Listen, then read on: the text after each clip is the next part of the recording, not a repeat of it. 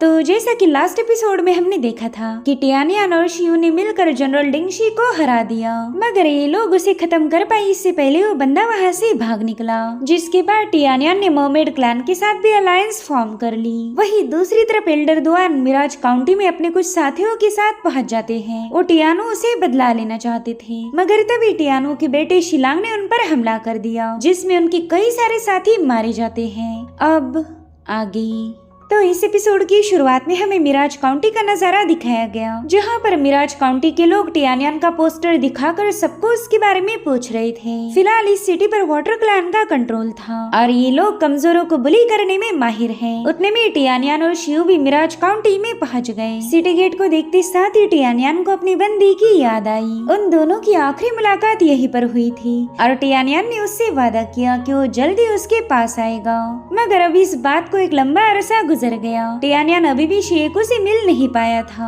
और उतने में वाटर क्लैन के लोग इन दोनों को देख लेते हैं। उनसे पूछ रहे थे कि बताओ तुम कौन हो। शियू को तो इन डीमंस को देखते साथ ही काफी ज्यादा गुस्सा आ गया, मगर टियानियान उसे समझा रहा था कि अभी सिटी पर वाटर डीमंस का राज है, यहाँ पर हम कोई गड़बड़ी नहीं कर सकते। इसलिए टियानियान उन डीमंस के साथ बात करने लगा। वो कह रहा था कि हम दोनों आउटसाइडर्स हैं, हम यहाँ पर बिजनेस सेटअप करना चाहते और इसी सिलसिले में सिटी में आए थे। साथ ही टियानियान ने उन लोगों के हाथ में थोड़े बहुत कॉइन्स भी थमा दिए, जिन्हें देखते साथ ही वो वाटर डीमन काफी ज्यादा खुश हो जाता है। वो कह रहा था कि ठीक है, तुम सिटी को एक्सप्लोर कर सकते हो, लेकिन दोबारा मेरे सामने मत आना।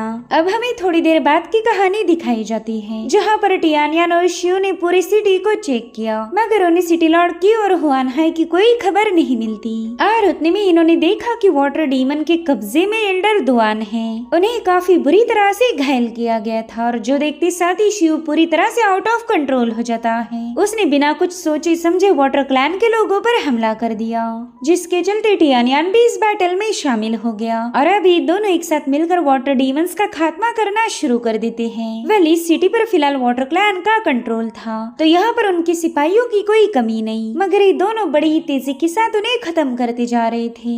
और थोड़ी देर में इन्होंने दुआन और उनके साथियों को आजाद कर दिया, मगर ये देखकर वो दोनों शॉक हो गए कि ये सभी लोग एक डीमन में तब्दील हो चुके हैं और उन्होंने टियानियान और शियू पर हमले करना शुरू कर दिए। यहाँ पर टियानियान और शियू इन्हें जान से नहीं मारना चाहते थे, मगर उन लोगों के अटैक्स काफी ज्यादा ब्रूटल थे। साथ ही साथ ये दोनों मिलकर भी उनके डिमोनिक नेचर को सप्रेस नहीं कर पाते, जिसके चलते इन्हें खुद की जान बचाने के लिए उन्हें मारना पड़ा।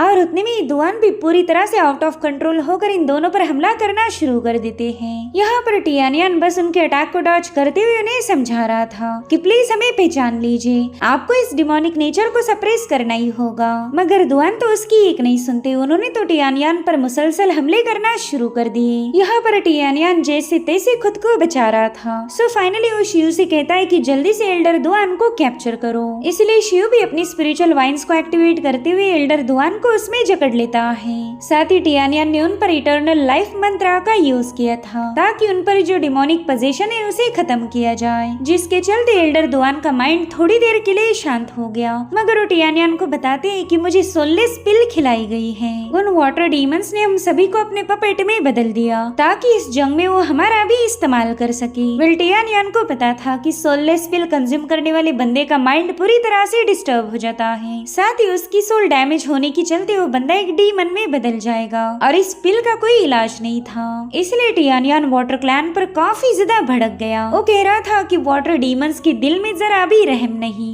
वहीं पर एल्डर दुआन बता रहे थे कि जल्दी से हम सबको खत्म करो, वरना आगे चलकर वाटर क्लैन हमारा इस्तेमाल करके तुम लोगों पर हमला करेगा। हमें खत्म करने के अलावा तुम्हारे पास और कोई ऑप्शन नहीं है। इसलिए टियानियान ने भी इमोशनल होकर अपनी सोड उनकी तरफ पॉइंट की, मगर उसकी हिम्मत ही नहीं हो रही थी कि वो अपने पुराने दोस्त दुआन पर अटैक करे। वहीं पर एल्डर दुआन उससे बार बार रिक्वेस्ट कर रहे थे कि प्लीज हम सबको खत्म करो। और उतने में वहाँ पर शिलांग की एंट्री हो गई। वो कह रहा था कि मैं जानता हूँ तुम अपने दोस्त को मार नहीं सकते, तो क्यों ना तुम्हारा काम मैं ही आसान कर दूं। और इतना कहते साथ ही शिलांग ने सीधे उन पर हमला कर दिया, जिसके चलते एल्डर दुआन की वहीं पर मौत हो गई। टियानियान और शियू तो ये देखकर ही काफी ज्यादा इमोशनल हो जाते हैं और फिर इन दोनों ने गुस्से में आकर शिलांग और मास्टर शेंदू पर हमले करना शुरू कर दिए। मास्टर शेंदू अपनी ग्यूकिन की मदद से शियू पर कई सारे स्लैशेस रिलीज कर रहा था, मगर शियू ने 1 बाय 1 करते हुए इन सभी अटैक को डॉज किया और अब वो सीधे मास्टर शेंदू की ग्यूकिन को ब्रेक करने की कोशिश करने लगा, मगर वो बुढ़ा काफी ज्यादा चालाक था।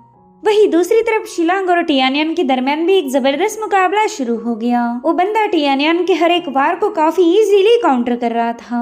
इनफैक्ट उसने तो टियानियन पर ही अपना डोमिनेंस साबित कर दिया। टियानियन चाहे कितनी ही कोशिश क्यों न कर ले, वो शिलांग को बिल्कुल भी कंट्रोल नहीं कर पाता, जिसके चलते वो समझ गया था कि शिलांग की पावर अब पहले से कई गुना ज्यादा बढ़ चुकी है। दरअसल उसे पता ही नहीं था कि शिलांग ने ड्रैगन लॉर्ड जुलांग की लेगेसी को हासिल किया है। खैर ये दोनों भी समझ गए थे कि ये मिलकर भी शिलांग का मुकाबला नहीं कर सकते, तो इन दोनों ने फैसला लिया कि ये लोग टियांगू वैली में वापस जाकर आगे की प्लानिंग बनाएंगे। साथ ही ये दोनों एल्डर दुआन की बॉडी को भी अपने साथ ले जाना चाहते थे ताकि उन्हें प्रॉपरली दफना दिया जाए, मगर शिलांग ने बीच में आकर इनका रास्ता ब्लॉक किया। वो इन पर लगातार अपनी व्हिप से अटैक करता जा रहा था, जिसे टियानियन और शियो ने डॉज करना शुरू कर दिया, और तब तक न जाने कितने ही सारे वाटर डीमंस भी वहाँ पर पहुँच गए। सो इन दोनों ने मिलकर उन्हें भी खत्म करना शुरू किया, मगर वहाँ पर डीमंस की तादाद काफी ज्यादा थी, जिसे ये दोनों मिलकर भी कंट्रोल नहीं कर पाएंगे। और इसी वजह से टियानियन ने फटाफट से अपने स्पिरिचुअल बर्ड को वहाँ पर समन किया, जो कि इन दोनों को उठाकर वहाँ से फ्लाई करने लगता है।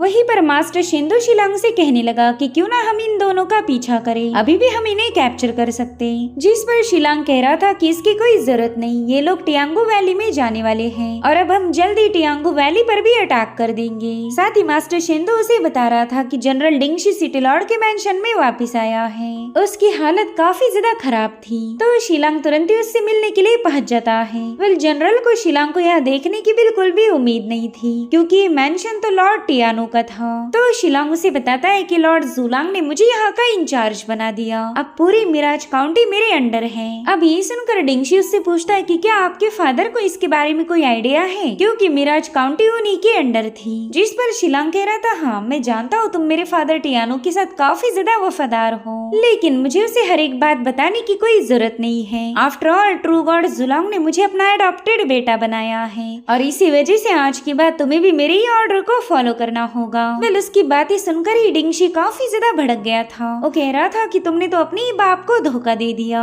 लॉर्ड टियानो ने तुम्हारे लिए क्या कुछ नहीं किया, मगर तुमने तो उस ट्रू गॉड जुलांग को अपना बाप बना लिया। तुम हमारे वाटर क्लैन के सक्सेसर हो, मगर तुमने तो हमारे साथ ही धोखा किया। और इतना कहते साथ ही वो शिलांग पर हमला करने के लिए रवाना हो जाता है, मगर शिलांग ने तो अपनी बस एक फिंगर से ही उसके अटैक को काउंटर कर लिया, जिसके बाद वो जनरल डिंगशी को काफी पीछे घसीट देता है। और फिर शिलांग ने डिंगशी को बड़ी ही भयानक मौत दे दी। वो मास्टर शिंदो को बता रहा था कि अगले 10 दिनों के अंदर ही हम टियांगू वैली पर अटैक करेंगे। अब पूरे ईस्टर्न सी में हमारे वाटर क्लैन का ही परचम लहराने वाला है। तो ठीक 10 दिनों के बाद शिलांग की सारी फोर्सेस समंदर में उतर गई। ये लोग टियांगू वैली की तरफ आगे बढ़ रहे थे। वहीं दूसरी तरफ टियानियन भी अपने साथियों को बताने लगा कि जल्दी शिलांग अपनी पूरी ताकत के साथ हमारी वैली पर अटैक करने वाला है। उन्होंने अपने रास्ते में आने वाले हर एक किंगडम को चकनाचूर कर दिया, जिसके चलते ईस्टर्न सी पर अब वाटर क्लैन का राज है, और कल सुबह तक वो हमारे वैली के सामने भी पहुंच जाएंगे। जो सुनकर मंकी चेंग गुस्से में कहने लगा कि ये वैली शिलांग के बाप का घर नहीं, जो वो मुंह उठाकर यहाँ चला आए। हम सभी लोग एक साथ मिलकर उनका मुकाबला करेंगे। लेकिन बाकी के लोग काफी ज्यादा पैनिक थे। वो कहते हैं कि वाटर क्लैन काफी पावरफुल है, उनके पास हजारों की तादाद में आर्मी होगी जो कि आसानी से हमें मार सकते। क्यों ना हमें वैली छोड़कर कहीं और चली जाए। तभी उनमें से एक बंदा कहने लगा कि पूरे ईस्टर्न सी में उन्हीं का राज है, हमें वैली छोड़कर कहीं और भाग नहीं सकते। लेकिन अगर हम उनके सामने सरेंडर कर दे तो हो सकता है कि हमारे बचने के चांसेस होंगे। सरेंडर का नाम सुनते साथ ही मंकी चेंग उस बंदे पर काफी ज्यादा भड़क गया। वो कह रहा था कि तो एक स्पाइनलेस कावर्ड है, तेरे हिसाब से हम सभी ने वाटर क्लैन के सामने अपना सिर झुकाना चाहिए ताकि वो लोग आराम के साथ हमें स्ले करेंगे। जिस पर वो बंदा कहने लगा कि मैं तो हम सभी की भलाई की बात कर रहा हूँ, हमारी टीम में न जाने कितने ही सारे ऐसे लोग होंगे जो बिल्कुल मुकाबला नहीं कर सकते। सो अगर हमने ये जंग शुरू की तो वो लोग सबसे पहला मारे जाएंगे, मगर तुम्हारे जैसा रेकलेस कुत्ता ये बातें समझ नहीं पाएगा। और इसी के चलते इन दोनों में काफी गर्मा गर्मी बढ़ गई थी। और तभी प्रिंसेस जेंजू इन सभी को बताने लगी कि वाटर क्लैन ने मेरे मर्मेड क्लैन पर हमला किया था, उन्होंने हमारे किंगडम को पूरी तरह से स्ले कर दिया, और जो जिंदा बचे थे वो इधर उधर भटक रहे हैं। मगर अब वाटर क्लैन का मुकाबला करने के लिए हमारे पास एक मौका है, अगर हमने ये हाथ से गवा दिया तो फिर आगे चलकर वाटर क्लैन और भी ज्यादा पावरफुल बनेगा। इसलिए टियानियन सबको बताता है कि ये वैली हमारा घर है, इसके अलावा हमारे पास जाने के लिए और और दूसरा कोई लोकेशन मौजूद नहीं। पूरे ईस्टर्न सी में वाटर क्लैन का कंट्रोल है, तो अब हमें अपने घर को डिफेंड करना ही होगा। अगर आप लोग वाटर क्लैन के सामने सरेंडर भी कर दो तो भी वो तुम्हें जिंदा नहीं छोड़ेंगे। वाटर क्लैन काफी ज्यादा बेरहम है, वो तुम सभी को सोललेस पिल्स खिलाकर एक डीमन में तब्दील कर देंगे।